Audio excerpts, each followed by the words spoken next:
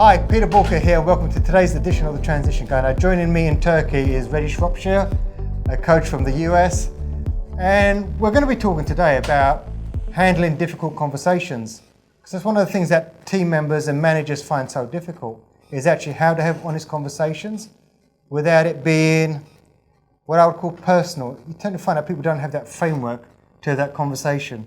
And you've had a fair amount of experience with this, haven't you, Reggie? Yeah, I have. And what I've found is that the ability to have tough conversations is also really stems down to the number one behavior that a manager needs to exercise in order to have results in retention. Because that's what a manager does. Gets results in retention. The number one behavior for them to model is to know their people. And if you know your people, what drives them? What are they, what motivates them? What are their, know about their kids, know about their family, know about them and what makes a difference to them, what matters to them. The more you know about your people, you'll be able to develop the relationship. And when you have a relationship, you can have a much more meaningful conversation.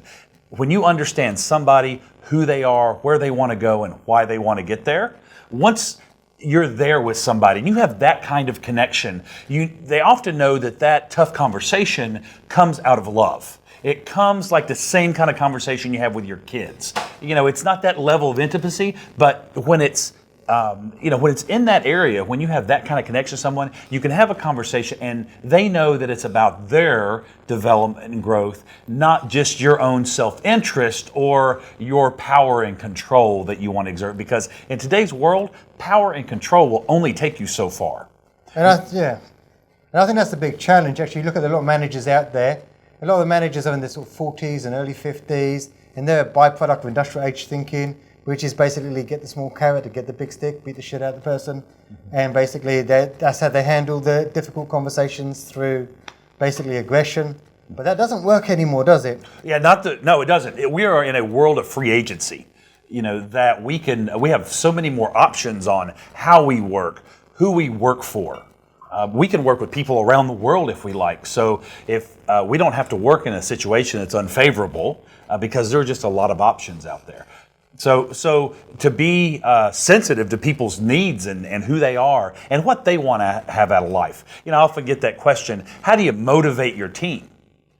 Well, number one way you can motivate someone is to help them get what they want. Now, you talk about knowing your people and building that relationship, and that's all well and good. But what happens when that goes a bit too far and actually you get so close to the people that you can't have those conversations anymore because you don't feel comfortable having those conversations because you don't want to upset your friend? Yeah, and that generally comes from a deficiency of the manager or the boss, that they rely on their employees to fulfill some of their personal needs.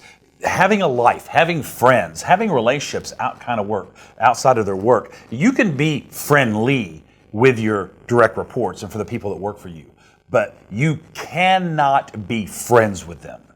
You need to be able to find that intimacy and fulfill that need of relationships outside of the workplace so that their approval doesn't affect your ability to manage them appropriately.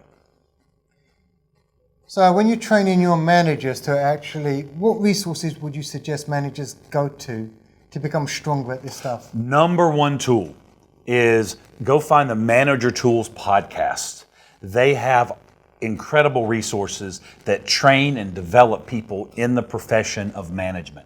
And I think what we find is that people get socially promoted or buy their way into management and leadership positions, and they are not trained managers. So they need to learn, and management is a profession in itself. Yeah.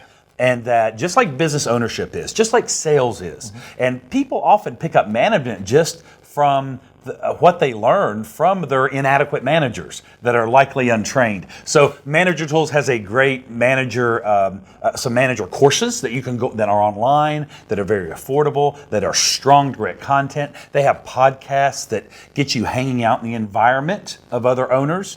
And they also have conferences that are select here and there, but would really look at that. There's a lot of great resources on developing yourself as a manager, and that's where I send the business owners I work with, and they have adopted that as their management training resource. For their teams. For themselves. Yeah, for themselves, because they don't really know how to manage effectively. They haven't studied management, so they learn themselves, and then it becomes the management training tool for their teams. Good, thank you.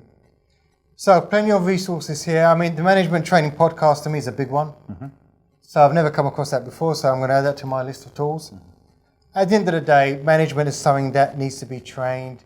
We need to be guiding our managers, training them, developing them emotionally so they're able to have these conversations with empathy, with care, but also being firm and making sure that people are stead right. And I think the other thing is also is making sure that you've got the right people in the business and actually teaching the managers how to be robust to handle the difficult people. And that is practice at the end of the day. I think we all go through stages in management where we have the difficult person that, in all fairness, they make us crap ourselves. We don't know how to deal with it. And it's actually learning, having the mentors on board that can help us develop the skill set needed to be able to not get aggressive, not attack the people personally, but to focus on behaviours, skills and outcomes. Well, if anything we discussed today resonates with you, you want to know more about sort of management, how to train your managers to deal with difficult conversations, head over to boolkah.com and get in touch. And remember, failing to learn is learning to fail, and failing to act is damn stupid. Thank you.